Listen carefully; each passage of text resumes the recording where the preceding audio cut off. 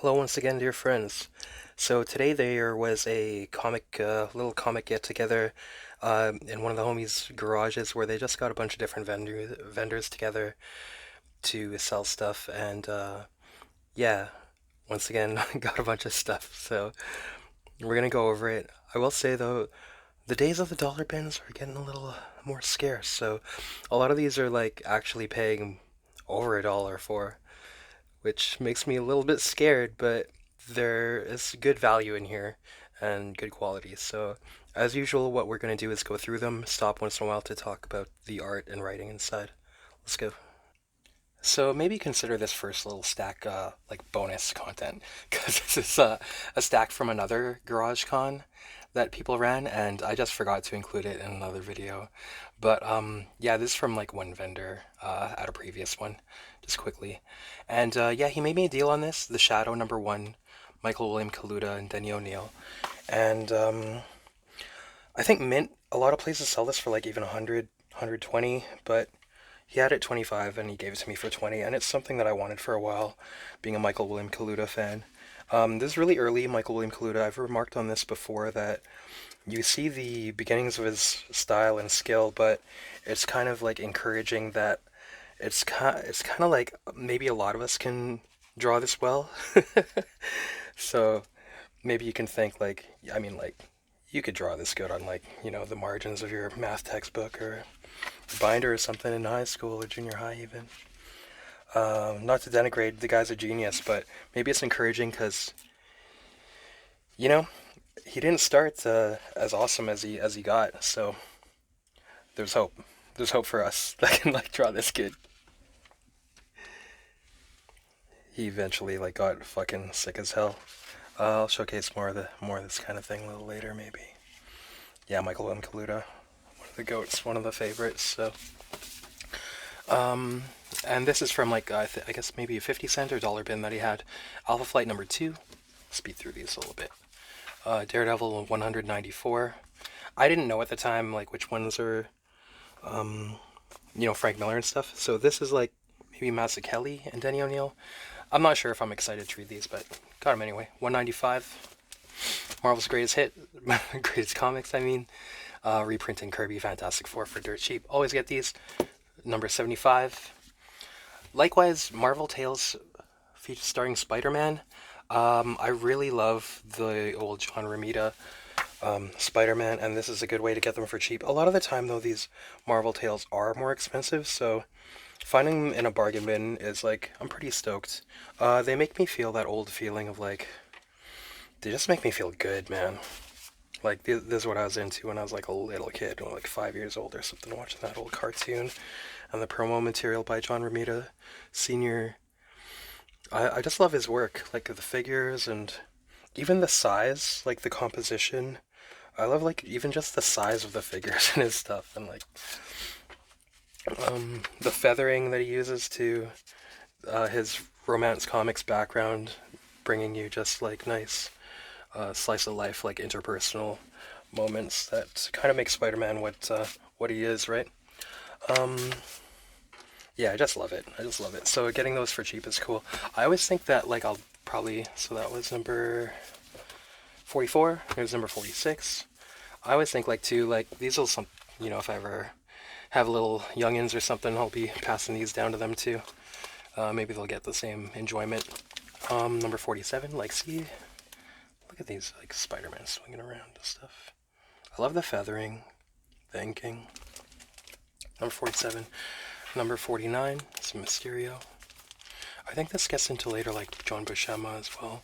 Number 51, just iconic. Every drawing of Spider-Man that he does is just iconic. You could just trace this. As a kid, everyone like lots of material like this, just put paper over it and just trace over it with pen, and then you'd see the indent and the actual hard copy like source afterwards. But 54, 61. Yeah, this is getting more towards who we got here. Okay, John Buscema. It's like iconic Peter Parker look as well.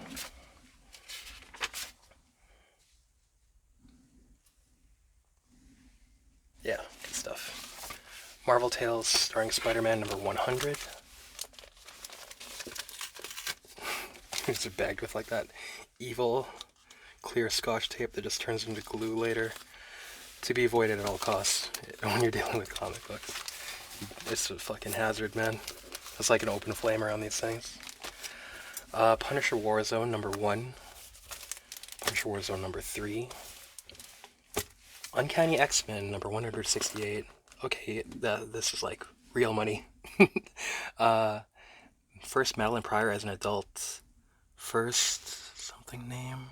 Lockheed. Calling the dragon name of Lockheed. Some Kitty Pryde there. X-Men number 180. Number 190. Number 216. 6x6x6. Byrne Smith cover. Number 234. 237. And 254. Okay, let's get to today's stuff. Yeah, so I did find a guy who had a dollar bin at the one today, I'm thankful to say. That's the way to do it for me. I always find like the lowest price bins, work my way up from there at any kind of like Comic Con or anything. So anyway, Crossed 100 Mimic number 2. I have a copy of this, but this is a different cover, and I just fucking love this series, man. Well, I mean Crossed 100 specifically. And this one after the Alan Moore and Simon Spurrier story arc is great too. Quickly to go over this a little bit.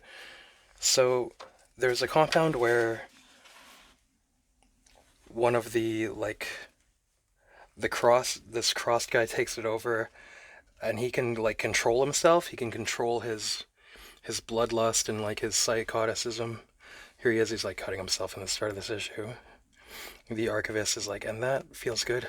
Salt, yes, very similar to sexual pleasure. Why don't you self-wound Constant?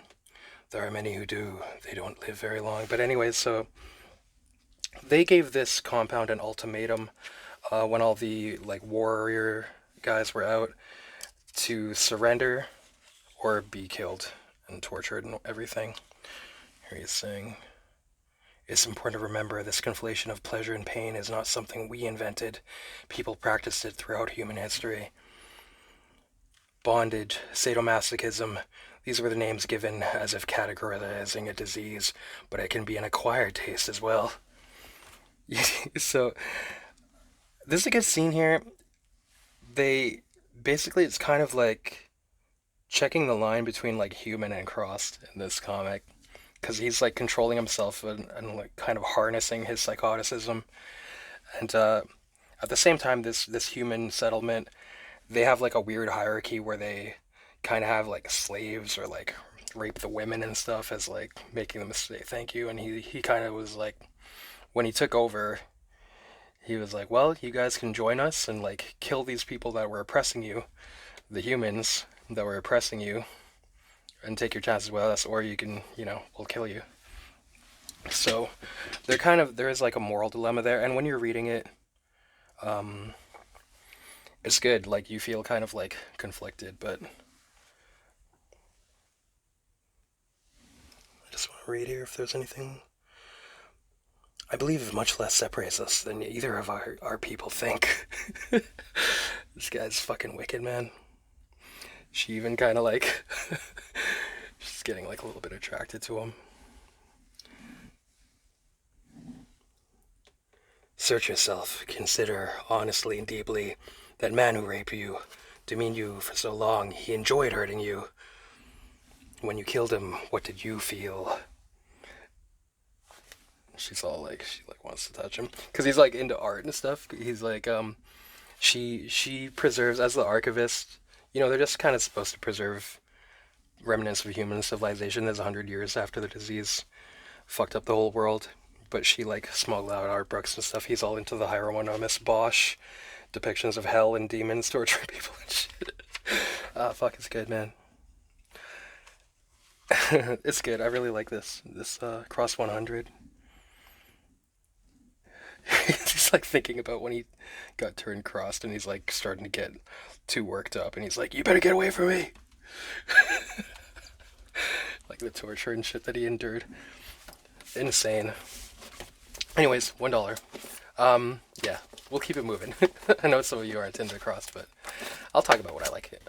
Dark Crystal #1. This is pretty nice. This is a favorite movie when I was like 3 years old too. Wild, Jim Henson, The Empire. The interior by Bret Blevins. Pretty nicely done. I think he had this in magazine form as well. Maybe I should have got it. Really like Dark Crystal, man. They don't make them like this either. And when you think about the ending, I don't think a lot of people nowadays are mature enough to pull off an ending like that. It's like really, you know, it's not like the usual us and them revenge fantasies and stuff that happen today. Anyway, going on. Dark Souls Legends of the Flame. I know that video game is cool, and the art in here and everything looks good. And I know also that even if it's not something I like, video game comic books tend to appreciate and value very well. So, you know, this should be a good value.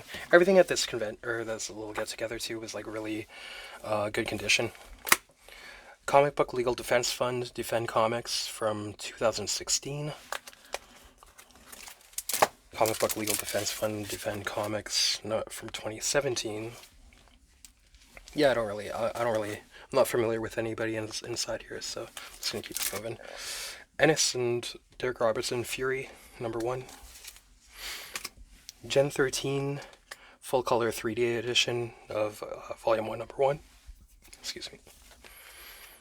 Ghosts, #35. So I tend to these are kind of hit or miss later on DC horror. I'd say they get towards like the campy and shit. I've mentioned that before, but as a general rule, I think the thing to do is kind of like, I don't want to cause competition here, but I think you want to stay about like 20 cents or under cover price, because stuff that's older is like more demonic and horror based and like more mature and doesn't.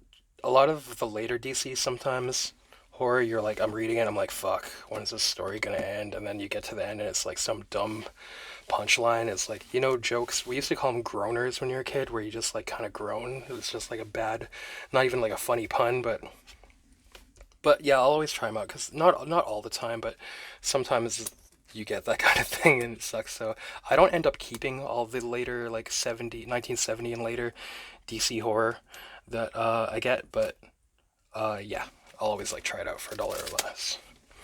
Ghost #62. I've been getting into these Green Arrows by Mike Grell.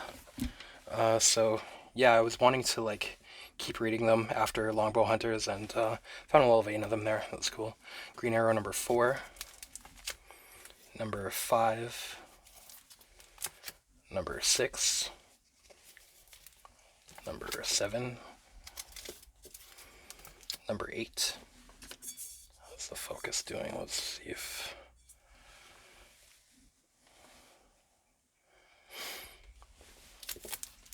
Hack Slash #1. Kind of always wonder what this is, if it's trash or not. Horror and a hot looking chick, so it could go either way. But for $1, I guess I'll find out, right? Hot Stuff #5. This is a horror anthology, I guess, or some kind of genre anthology. 1977 Richard Corbin cover here. Guess I have it bookmarked a little bit. Oh yeah, some Corbin interior.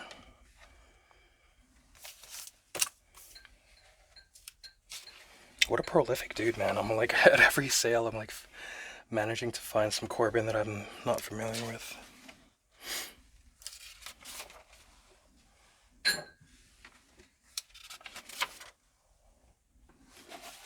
Moving on. Hot Stuff #8.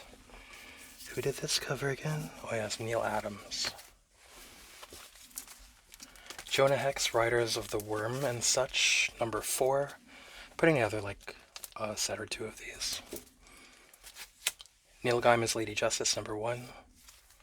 I'm just gonna assume that like you've seen previous videos, so I'm not repeating myself in these. I've talked about some of these in other videos, so you know I like them or not. Marvel Masterpieces by Joe Jusko. Yeah, these Marvel Masterpieces are pretty good. I'm not like a huge Joe Jusko fan. he has skills, but sometimes it's just kind of like a little bit off to me, especially the facial rendering. Just assume, by the way, that I'm like, even though I'm talking negative, there's a lot of positives that I'm just skipping over. So, yeah, I think he kind of like, okay, those eyes are a bit weird on Black Panther. But like, he kind of over renders the faces, especially of females, I'd say. It works for, say, Bullseye here. But, okay, that one's pretty good. Loki. We're in this era, I'm not familiar with this. See, like, if the focus will cooperate, there's like too much rendering on her face, so it makes her look like kind of wrinkly and old and stuff. Even on her shoulders and stuff, there's like too much indentation, and you need more of a softer subtlety for females. Even her feet too. Less contrast, more softness. But he is good. But I think I won't probably keep these Jusko ones. Is his wife Julie Bell? Julie Bell, I like more. Not to cause any kind of division though. They see this and they're gonna want to get divorced, man. I'm better than you. Like this is, come on, dude. What the hell, dude? That shouldn't pass the cutting room floor. But I think he got commissioned to like a whole set of these too. So I imagine he was like working at a very fast pace. He had to. So I mean, the guy's pretty great. Can't really hold it too much against him. This is a pretty nice Nightcrawler. Moving on, No Hero, Warren Ellis, and Juan Jose Rip. Yeah, $1, number 0. Red Sonja Classic, number 4. I'm always trying to find Red Sonja that is decent to read beyond the original Frank Thorne stuff. And this looks good, actually, because I'm happy to see that it is Esteban Maroto. Interiors, I guess, recolored for the modern age. So we'll see how this reads as well. Is it Roy Thomas writing this? Thankfully, there's less like narrative captions and stuff like that, so it looks like it'll be maybe even a nicer read than the old Frank Thorne stuff. So we'll see how that is. Maybe I'll actually find a vein of Red Sonja to pursue in the future. Jorge Zaffino, Terror Inc., number 1. One moment, I'm gonna try to fix the focus, man. This is driving me absolutely mental. This cord is tangling too. Anyhow, technical crap. That's about as good as we gotta get for now. Maybe I'll try to get like a steady cam setup or something instead, microphone and stuff, but really, I don't know, man. Don't you like the casual, like, neighborly, unprofessional aspect of these videos? No, I would like to improve, though. Let's take a look in here. Some Zaffino. Looks pretty nutty, man. And it looks, like, super dark. Is this horror? I know nothing about this. I think I've heard people briefly talk about it, but I don't remember exactly the details. This lead character or whatever, if this is the lead, he looks cool though. I'm with it, man. If your protagonist is gonna look that gruesome, then it's probably not a lot of fluff going on. American Vampire Anthology. Okay, $2 bid now. This guy said, oh, you're making a stack. If you put a big stack together, I'll make you a deal. So, who we got? Scott Snyder, Stephen Orlando, Kieran Gillen, Rick Andolfo. Not on writing duties, but on art. Guedes. A bunch. You know, this anthology might be a way to get exposed to some writers and artists I'm not familiar with. Empire of the Dead, Jorge Romero. Talked about this in a previous video, that this actually was like fun to read. So I'm trying to piece this series together too. Even like, I mean, I like George Romero. A lot of people shit on him. But, you know, Land of the Dead and the other of the Dead recently, not as fun. These seem like more fun than those. Controversial, I know. Comic Book Legal Defense Fund presents Liberty Comics.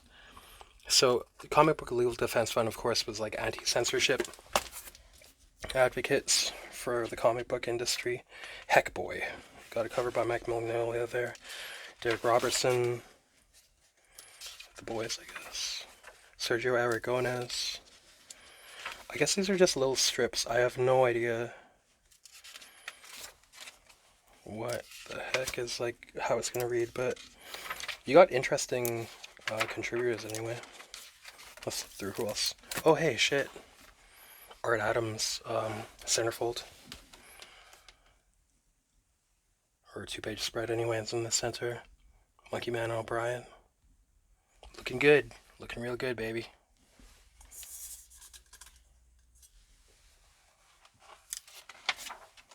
More Sergio Aragones. Okay, let's keep it moving. That's like only at the staple too. It looks like they have a bunch. Here's that, of course, that famous Frank Miller.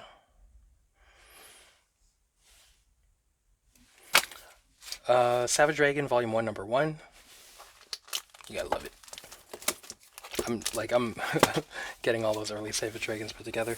Shriek Special. This is another one where I'm like not familiar with, but Fantaco. Isn't that something? I don't know what it is. So 2 issues for $2. I thought, like, yeah, I guess I'll try it, but looking inside, I'm not too keen. This one has like weird fumetti art in the interior, but like it's kind of not my I didn't really like it when I was looking at it. I was like, this looks a bit shitty. Anywho, hopefully you're not seeing this in from there. Doubtful. Twisted Tales number 6, Bruce Jones, and plenty of others on the interior. Oh yeah, John Bolton. This is a funny, fucked up story, man. These are all fucked up.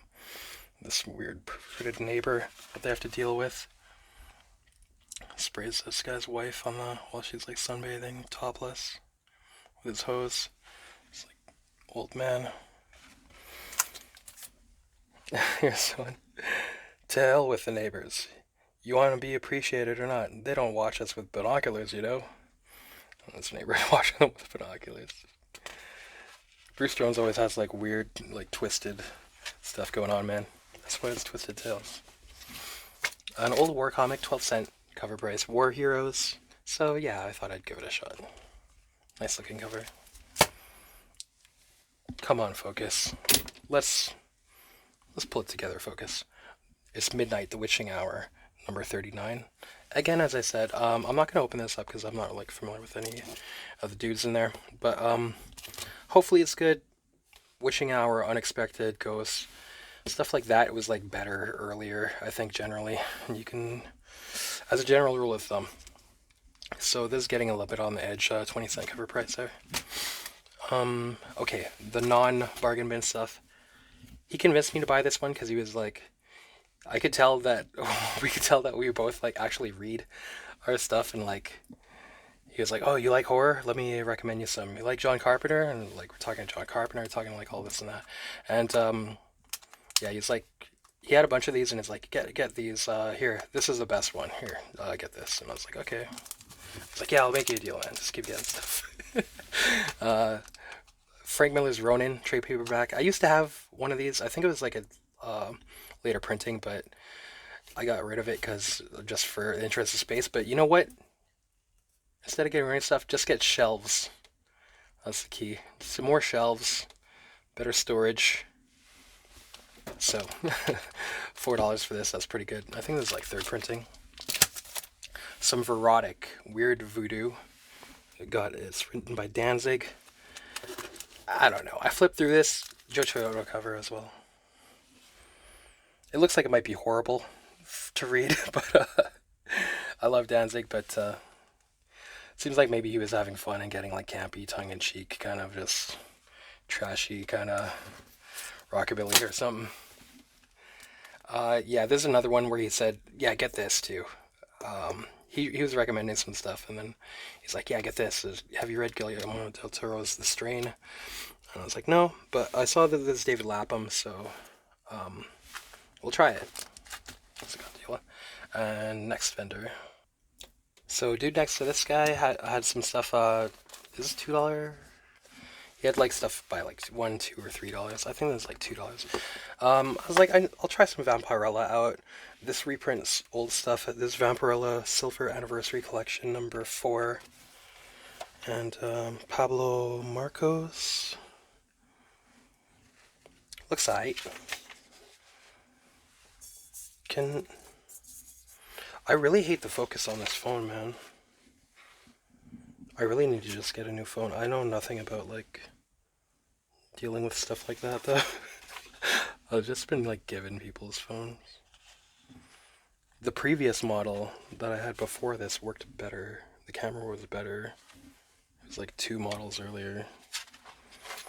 Anyways, I know that's not fun to hear.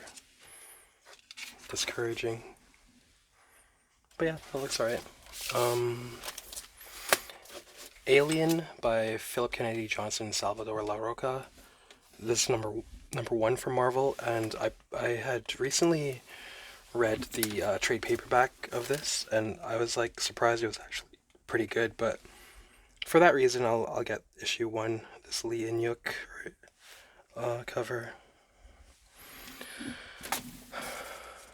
Maybe I'll just light it like intensely, and that'll make the focus better. I think it is making it better. Is it? Yeah, there we go. That's much better. Star Wars Tales from Mos Eisley. I'm not a huge Star Wars head, but Bret, Blevins, and Bruce Jones, sure. And it's Lax Sivrak. Freaking Wolfman. Didn't they just have like an extra wolf mask on set or something? So they made that alien. He's a bounty hunter. I think I remember when I bought the toy as a kid, just because I thought he looked cool. I was like, fucking alien space, like Wolfman, hell yeah.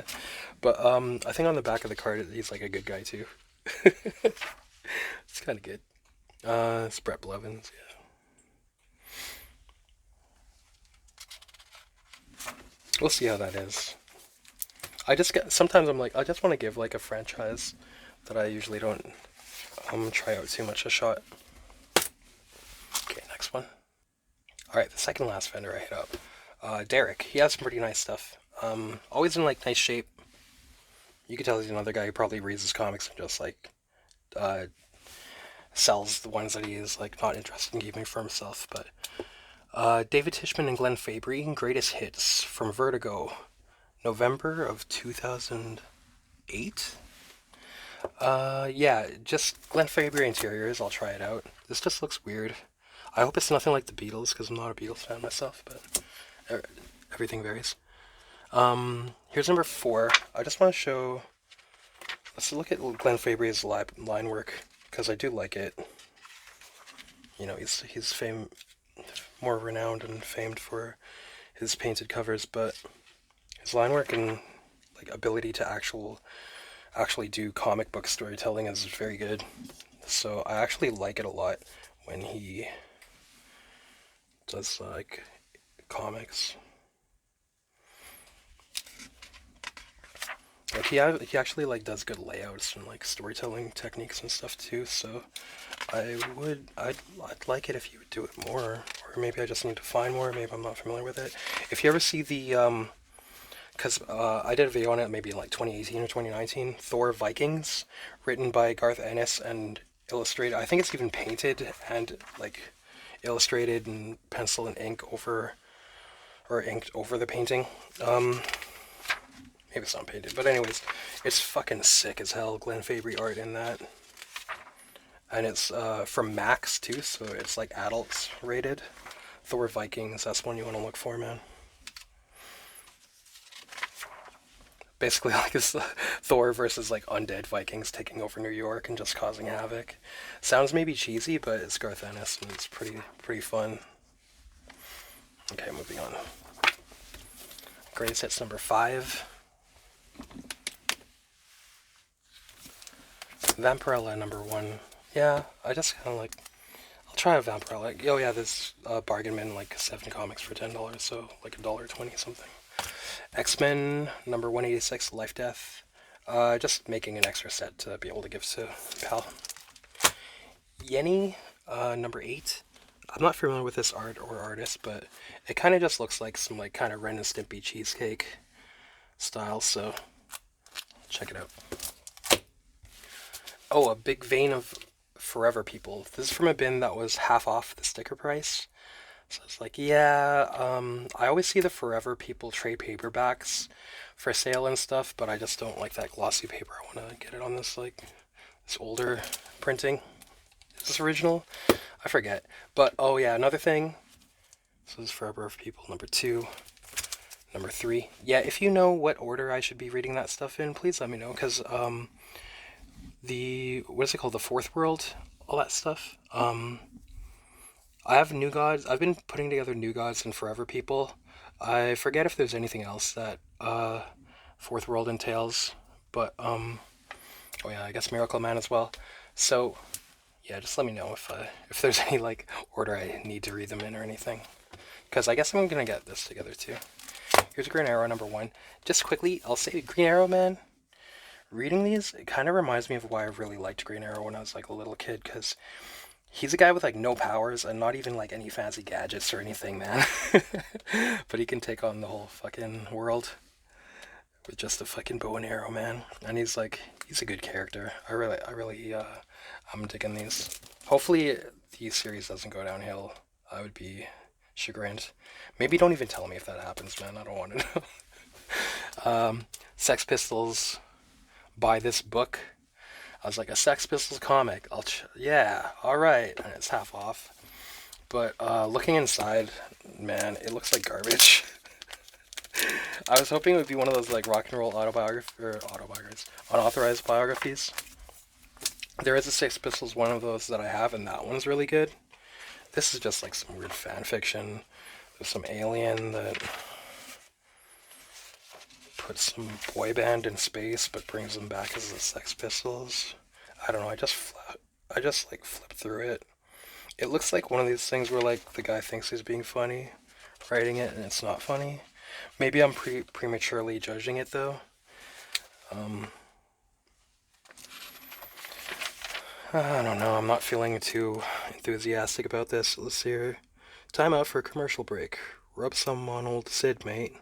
Hemorrhoids plague just about everyone. That's why we've come up with Hemorrhoid Be Gone. Now, back to our story. Who writes this shit? We hope you don't believe this stuff. Probably Jimmy Carter's speechwriter. Okay. I don't know, man. It's a shame because you'd think a Sex Pistols comic would be good to like, if I don't want it, just put it in like the for sale bin. But if I absolutely can't vouch for it, I don't wanna disappoint the next person. Be paying it forward negatively. Like a fucking like the Ring, like the VHS from the Ring. If there's that bad, I'll just curse somebody else. We'll see. There's Nancy. I don't know, man. That's okay. Redemption. Moving on. So yeah, I was like, yeah, a whole vein of Forever People. I'll just get it. I'll bite the bullet. These are all like really good shape. Not minty, but like damn close to minty. So, usually they're, oh yeah.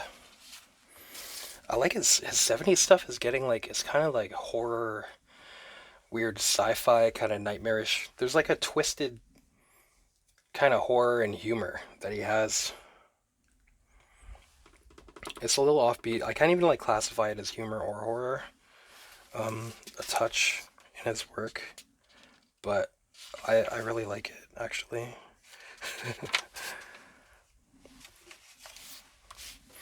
So that's Forever People number 4. Here's number 5. Number 7.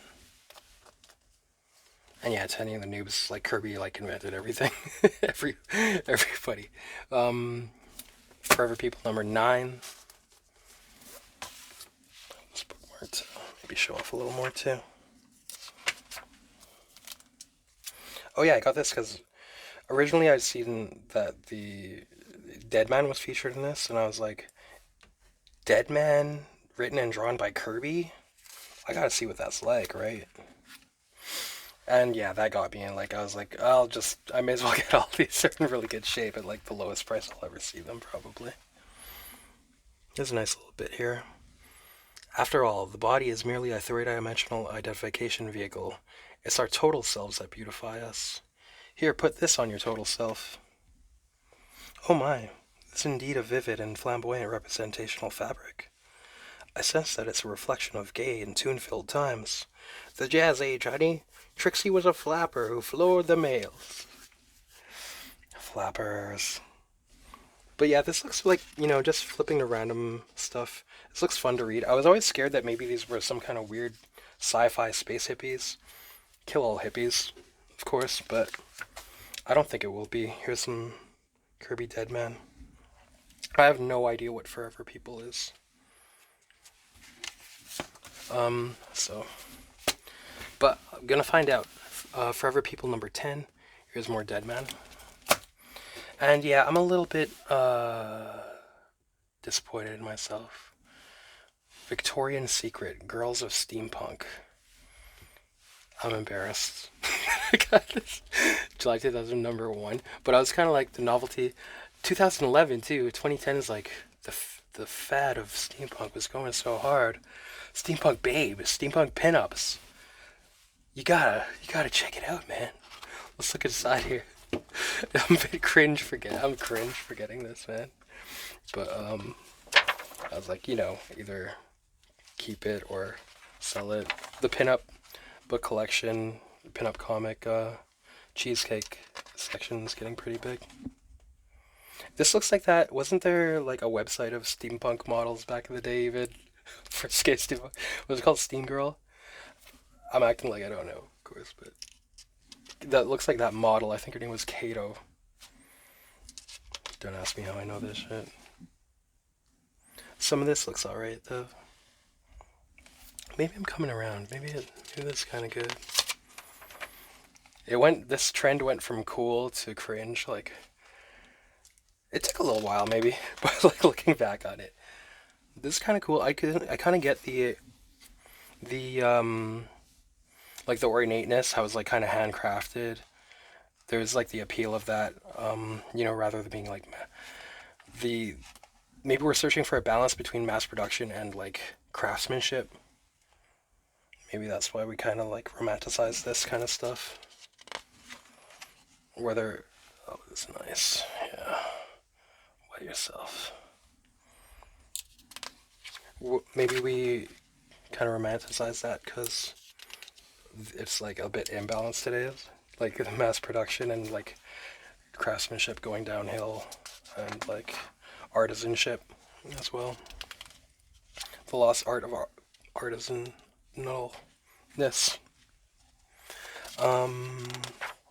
Moving on. Oh wait, here's your IRL cosplay section. You're gonna want to bookmark this video.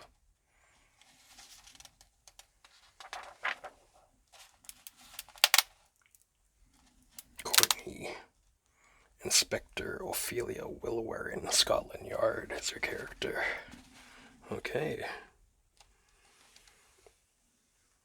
Chiefess Amaya de Morte of the Sky Compania Melancholic. Good lord. Madame Henrietta Waffles, Professor of Crypto-Cosmetology. Where are they now? Hell yeah. You know what? I don't know. Moving on. How to Draw Comics comic. And I was like, hey, signed by John Byrne, 1985. Did John Byrne make this How to Draw Comics comic? Art. John Byrne and John Romita Sr. The man.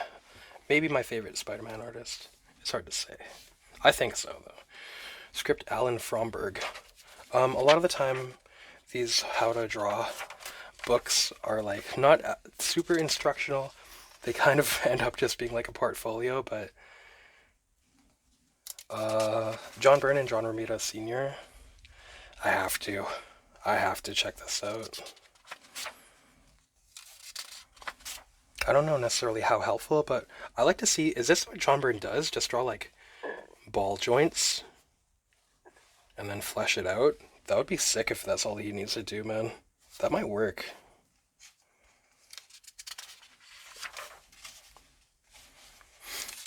I had to check this out.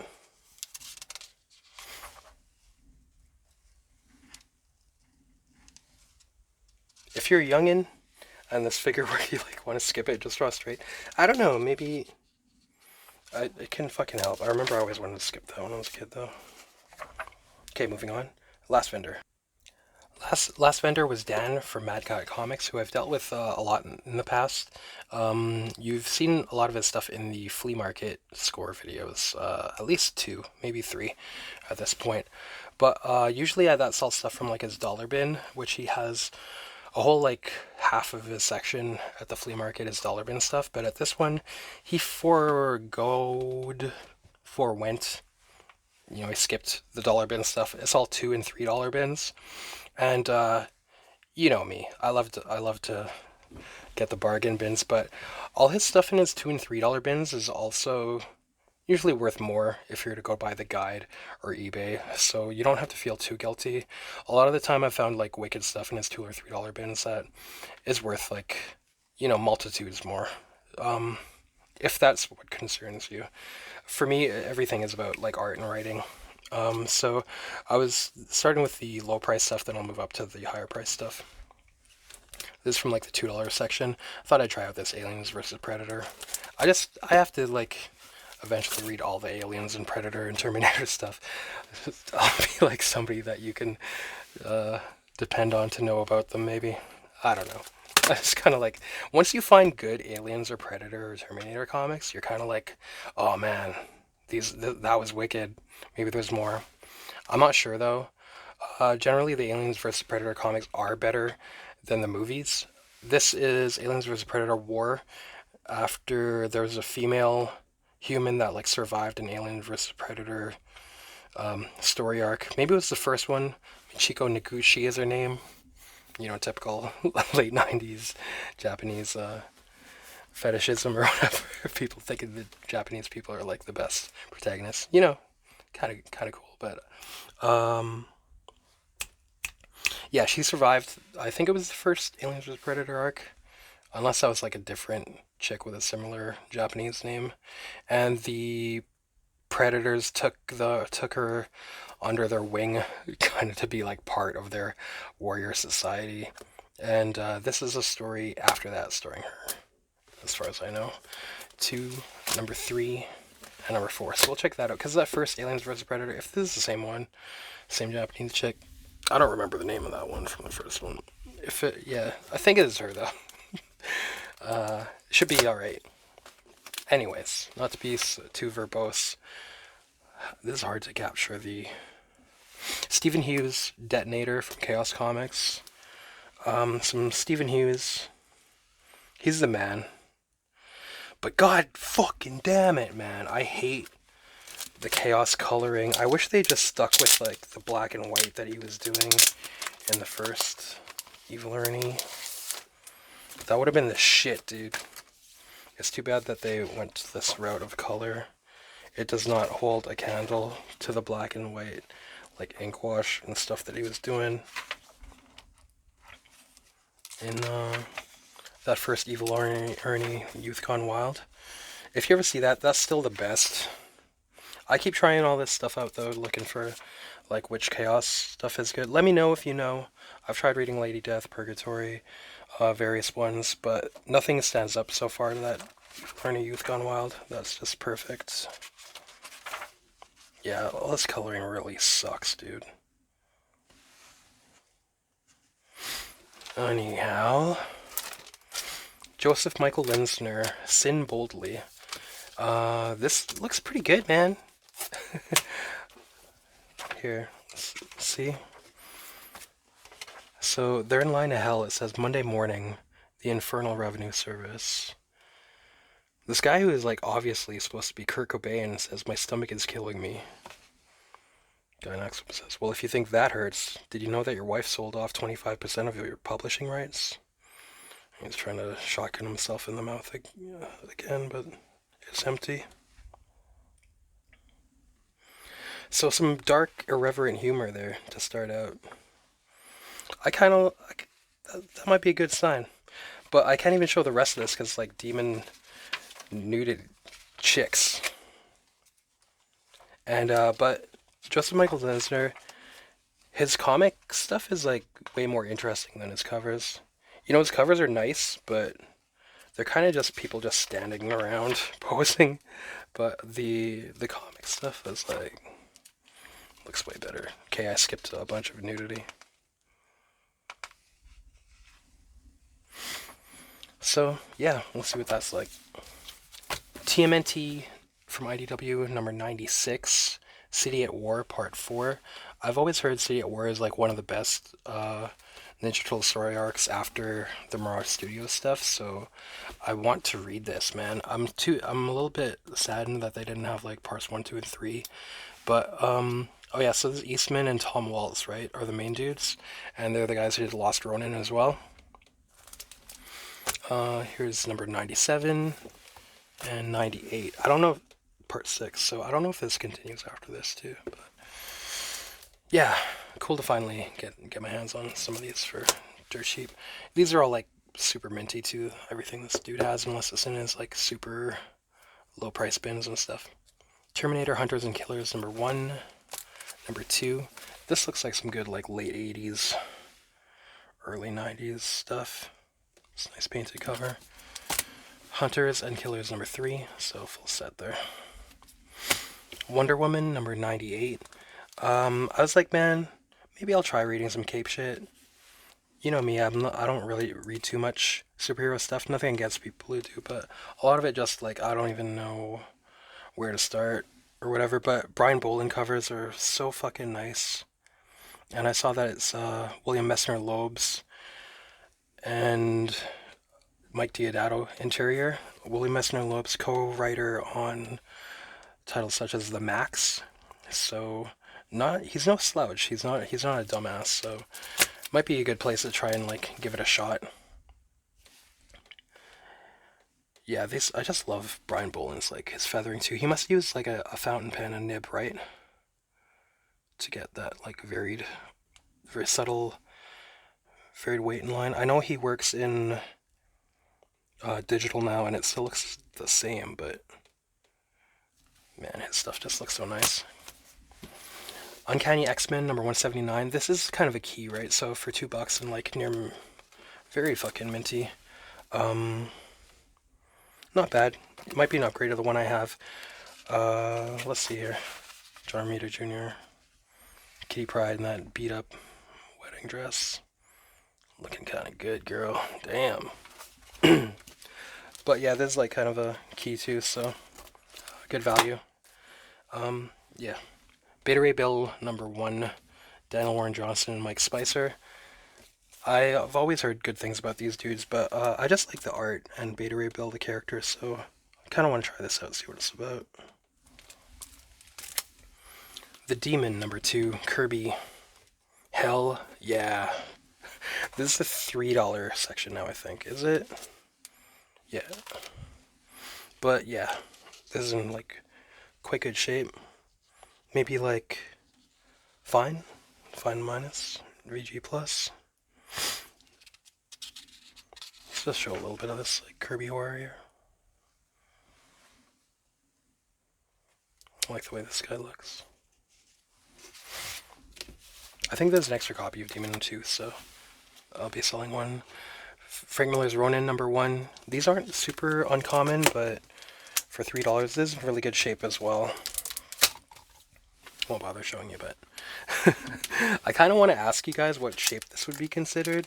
Let me quickly, if you guys know about grading.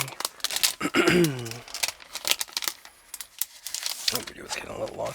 Sorry if these videos are a little long. I kind of just like doing them in like one batch though of like the haul.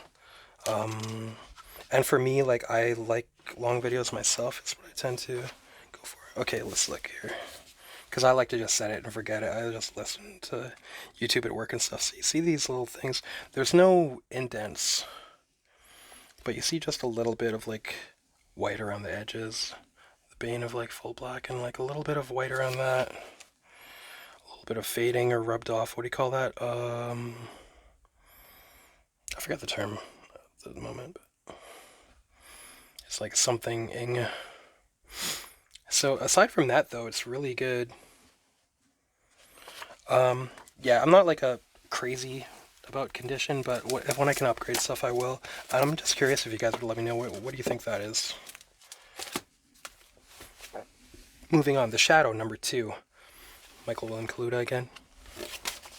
And it looks like when you look inside here, it looks like he's already like jumping in skill level.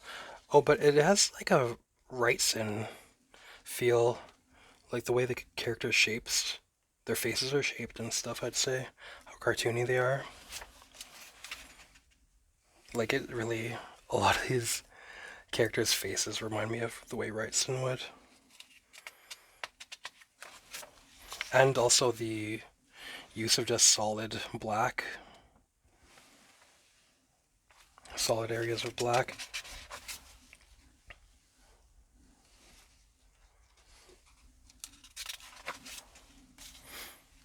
That's such a Wrightson face, man. On that chick. And this guy, too. That dude looks straight out of Swamp Thing. Are these guys, like, supposed to be characters from the same... Weren't they, like, in a circus of Swamp Thing? That's Wrightson kind of face. Anyway, not to... that's about all I won't try to, like, repeat myself. But yeah, I'm stoked to get that. 2001: A Space Odyssey, number 5. I forgot my damn wish list at home. I realized when I got there. So, this is a double, but maybe an upgrade. Let's look inside here real quick. See some insanity. New York, 2040 AD. To all the people that hate on 70s Kirby, you're just wrong. Or I guess it's like kind of, this is like a different generation. So people before that are like, you don't understand, that's not real stuff, this is weird stuff what you kids are into. Maybe. 2001: A Space Odyssey, number 6. Number 9. Second appearance of Machine Man. So I think the only 2001 I'm missing now is number 8. Just because it's so expensive because of that.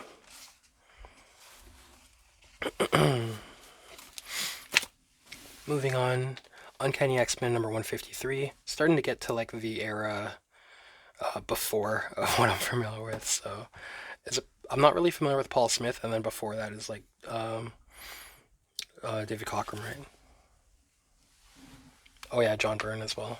So just starting to get to that stuff, and like this is really minty, so these are the ways for me to like start dipping my toes in, starting to fill that stuff in now. 161. Yeah, because good prices. Silver Surfer Parable number 1. This is Mobius and Stan Lee, a classic, and this is minty as hell too. This was $5, but I recently found part 2 in a dollar bin, so that'll be a second set that I can like give to a friend or make their for sale bin, like, you know, have a better average grade by having like really nice stuff in it like this. This was like, I remember seeing this as a kid. I think my older cousin had it. He was just like the older cousin that would get like all the coolest shit, right? He was just in tune. Good taste. And seeing this as a kid, even though I was little, I was like, this is fucking wicked. What the hell is this?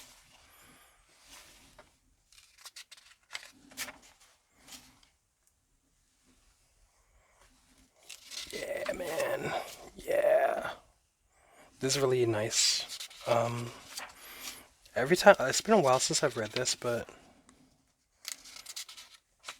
I've read it a few times over the lifetime, and I've enjoyed it every time. I recommend if you don't have it already. Okay, so the last little batch was a pile of Creepy and Eerie. And yeah, he gave me kind of a deal. A lot of people gave me deals, thankfully. Nothing too crazy that I can like brag about, but stuff I can definitely appreciate.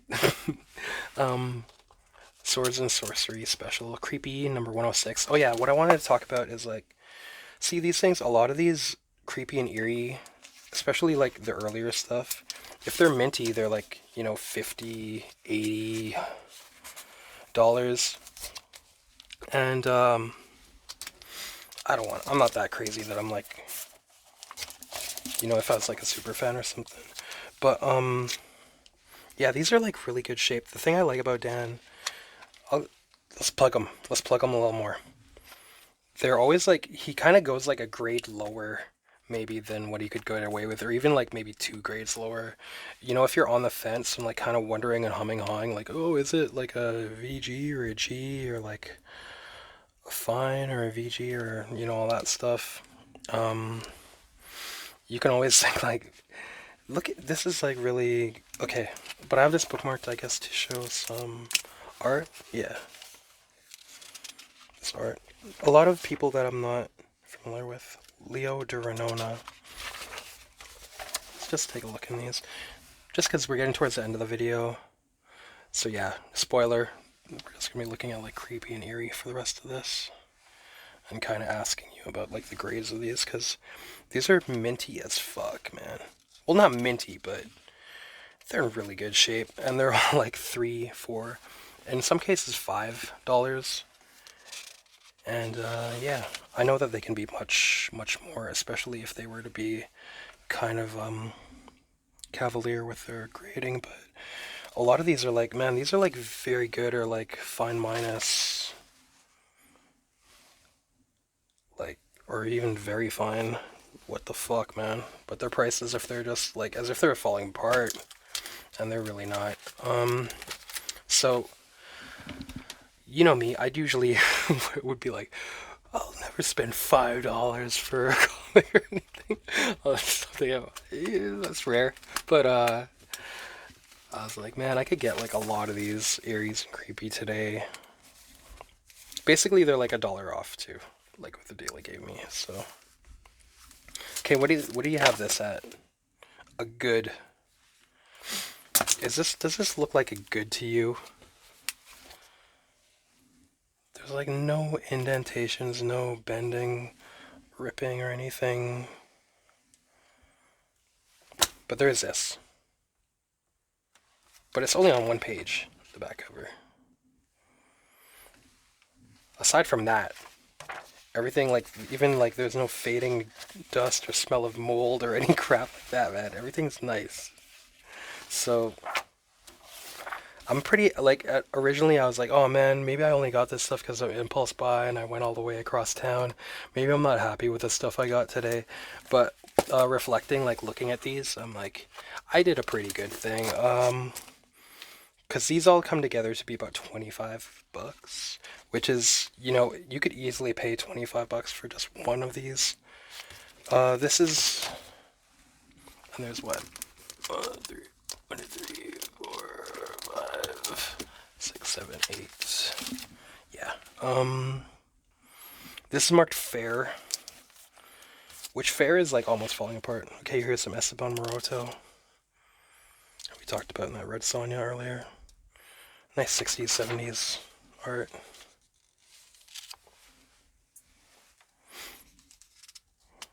I think I need to, I know I'm kind of denigrating my own video here, and like, it's like if a chef tells you, oh, this cooking is no good, then it'll taste bad to you too, a little more.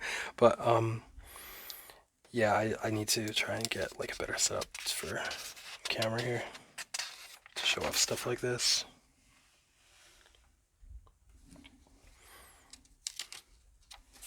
What else were we going to show off in here? Anyways, yeah, a lot of artists that I'm not familiar with in these, so I'm going to keep it moving a little bit for the end. Oh wait, maybe this is why it's fair, the center.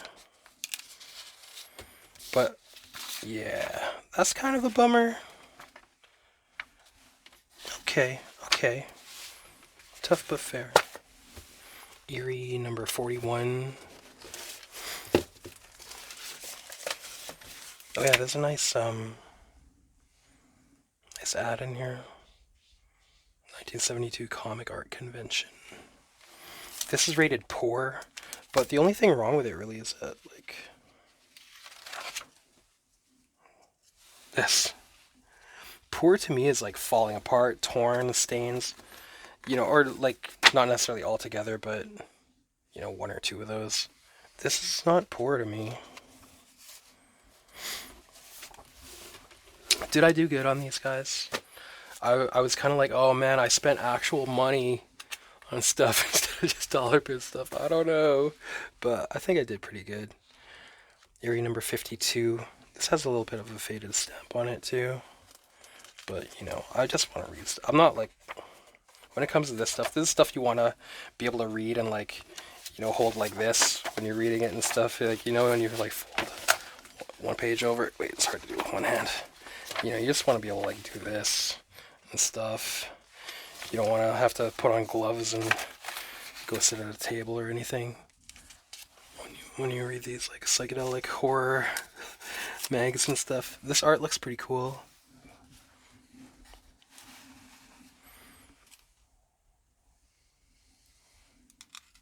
Yeah, black and white. I like the black and white. The kind of like helps you informs you like better how to do maybe composition as well. Just by being able to compose like areas of contrast.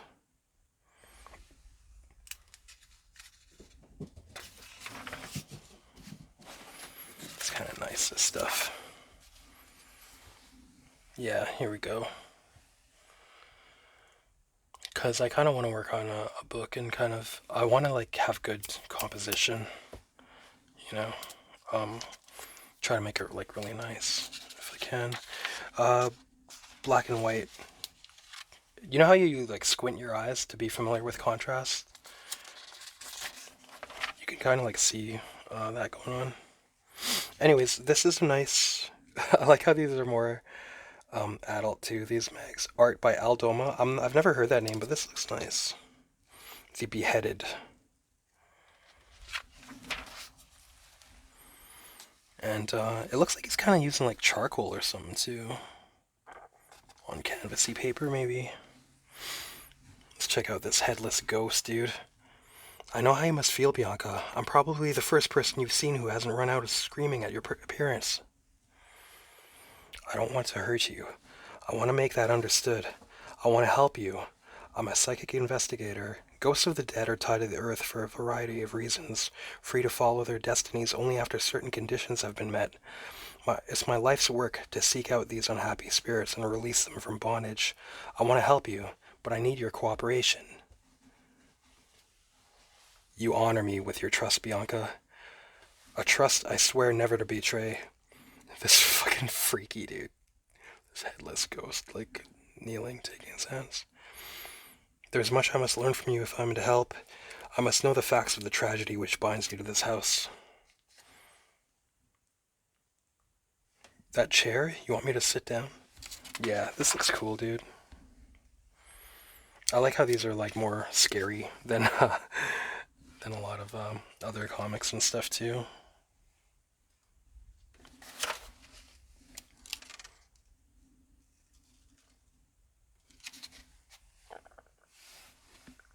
Pretty nice.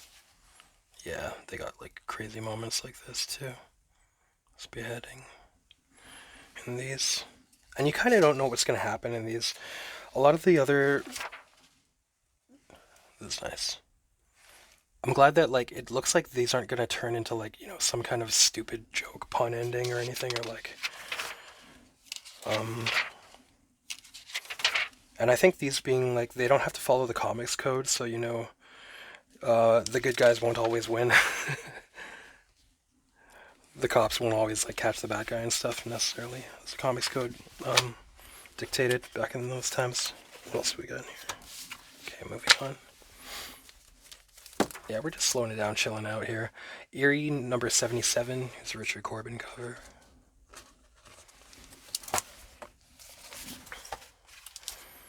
Who we got in here?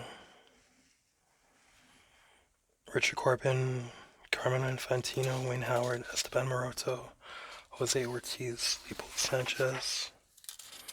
Let's just showcase Corbin. It's kind of just like maybe a tradition at this point. Almost every video will get Corbin. Managed to find some Corbin and show it off. The Daddy Mac. The Mac Daddy. What a cool dude. And like, yeah, the artisanship. The way he would like build little models to use and stuff and like light them to get, you know, not every panel or aspect of every panel is photorealistic or anything, but you know, adding an element like that to each page of like something really, like a really striking image is like great. You know, the image guys usually before would have, or after would have anchors. They'd say like one like interesting aspect to the page that would make it like sellable or whatever later, right? But yeah, I think those are good things to kind of consider too with composition. Eerie number 80. I have these bookmarked here. Oh yeah, looks like some pretty nice composition and weirdness. Especially with fantasy and horror, you can start to have or did you ever like doodle a page and then you kind of like draw stuff and you want to fill the page and you can kind of like make the story or comic around that maybe? Saying that's what they did, but I think that's even like a way of having some freedom to have that option, like be an aspect or something. What the hell, man? This is insane.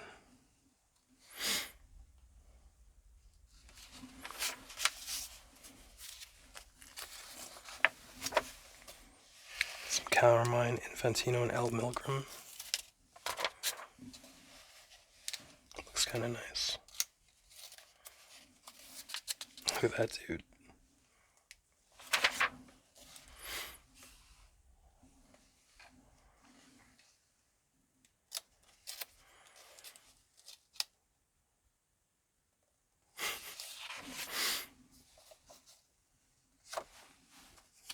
This warthog spaceman tied up this weird alien chick.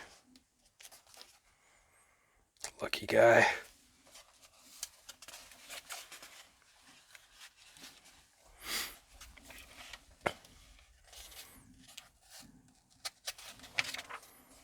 Can you buy these masks? Oh, makeup kits. Fucking Reagan from The Exorcist, man. Hell yeah.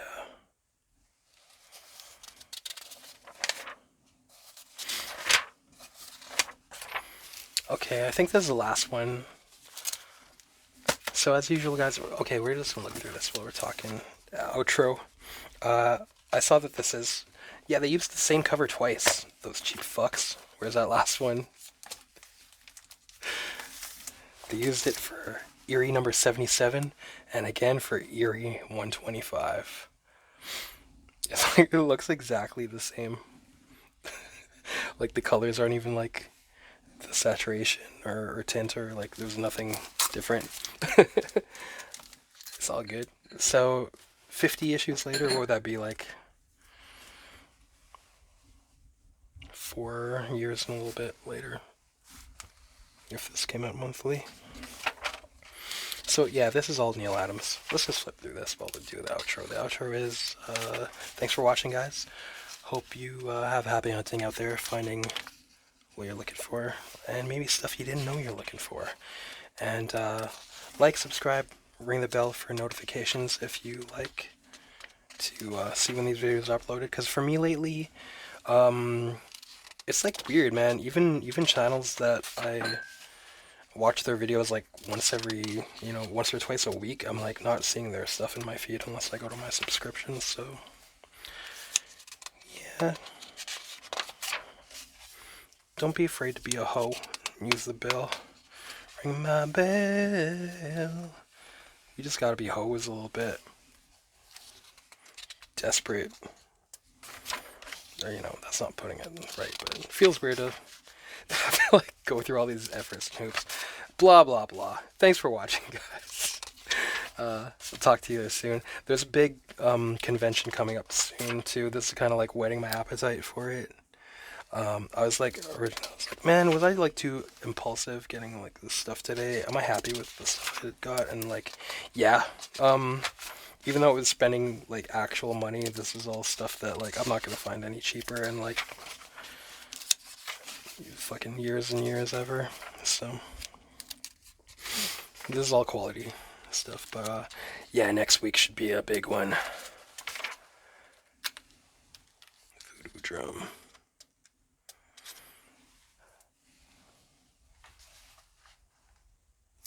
Okay, guys. Peace. Love you. Make sure you're eating right.